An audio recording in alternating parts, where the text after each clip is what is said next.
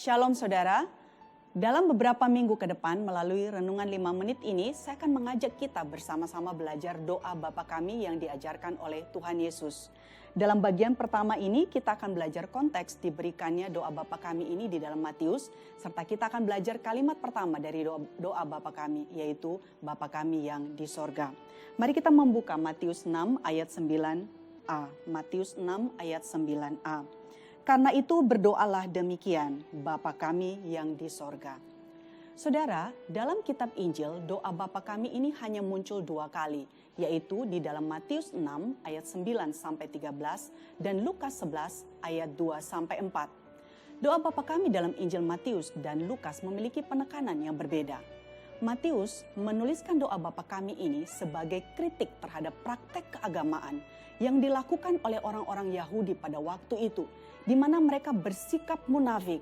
Mereka berdoa dengan motivasi untuk mendapatkan perhatian dan menunjukkan diri mereka lebih baik dalam praktek keagamaan dibandingkan dengan orang lain. Atau dengan kata lain, praktek doa-doa yang dilakukan oleh orang-orang Yahudi pada waktu itu, mereka lakukan untuk keuntungan diri sendiri. Namun, doa Bapa Kami yang diajarkan oleh Tuhan Yesus bersifat sebaliknya. Tuhan Yesus mengajarkan bahwa sebelum kita memikirkan kebutuhan kita, kita diajar untuk berfokus kepada kepentingan Allah terlebih dahulu. Doa sesungguhnya bukanlah memberitahu Allah apa yang kita mau, tetapi mencari tahu apa yang Allah mau. Jadi di sini doa Bapa Kami yang diajarkan oleh Tuhan Yesus mengajarkan kita untuk memahami bahwa berdoa itu adalah mengutamakan kepentingan Allah. N.T. Wright, seorang teolog, mengatakan doa Bapa Kami merupakan undangan bagi kita untuk berbagian dalam kehidupan doa Yesus yang sesuai dengan agendanya, tujuannya, dan karyanya. Jadi doa ini diberikan sebagai contoh atau model bagi kita tentang apa yang seharusnya kita minta di dalam doa kita. Juga tentu bukan untuk kita jadikan sebagai semacam mantra di dalam doa-doa kita. Saudara, sebelum kita berdoa, kita harus tahu dan sadar terlebih dahulu kepada siapa kita berdoa atau berbicara. Tuhan Yesus memanggil Allah dengan sebutan Bapa. Hal ini menunjukkan sebuah kedekatan dan relasi yang intim.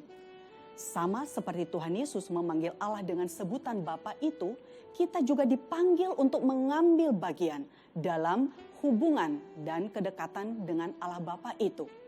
Sama seperti William Perkins yang mengatakan di dalam salah satu tulisannya, dia mengatakan bahwa Allah Bapa kita panggil sebagai Bapa, itu bukan secara alamiah, melainkan itu adalah anugerah adopsi di dalam Kristus. Dengan kata lain saudara, bahwa karena percaya kepada Tuhan Yesuslah, kita kemudian masuk menjadi anggota keluarga Allah. Secara status kita menjadi anak Allah. Sehingga dengan demikian Allah di sorga itu kita boleh panggil dengan sebutan Bapa kita. Dan karena kita menjadi anak Allah, Dia mengaruniakan kepada kita semua hak atau privilege dari keanggotaan keluarga itu. Namun saudara, kita mesti mengingat bahwa kedekatan atau keintiman dengan Bapa itu haruslah seimbang. Karena Bapa yang kita sembah itu dikatakan berada di sorga. Sorga di sini bukan menekankan masalah tempat daripada Allah Bapa. Juga bukan berarti bahwa Bapa hanya ada di sorga. Tetapi hal ini menjelaskan tentang keilahian, otoritas dan kuasa dari Allah. Dia adalah Allah yang berbeda daripada yang lain. Jadi ketika kita datang kepada Dia sebagai Bapa dalam hubungan yang intim, sekaligus juga kita harus hormat dan takut karena Dia adalah Bapa kita yang berada di sorga. Terakhir saudara, penggunaan istilah jamak kami di sini mengandung arti komunal. Ketika kita menggunakan istilah kami ini, hal ini mengaitkan kita bersama-sama dengan orang percaya lainnya, di mana kita bersama-sama datang kepada Allah sebagai Bapa kita. Biar doa Bapa Kami ini menjadi sebuah contoh atau model yang akan selalu mengajarkan kita tentang apa yang seharusnya kita minta kepada Bapa melalui doa-doa kita. Tuhan memberkati kita. Amin.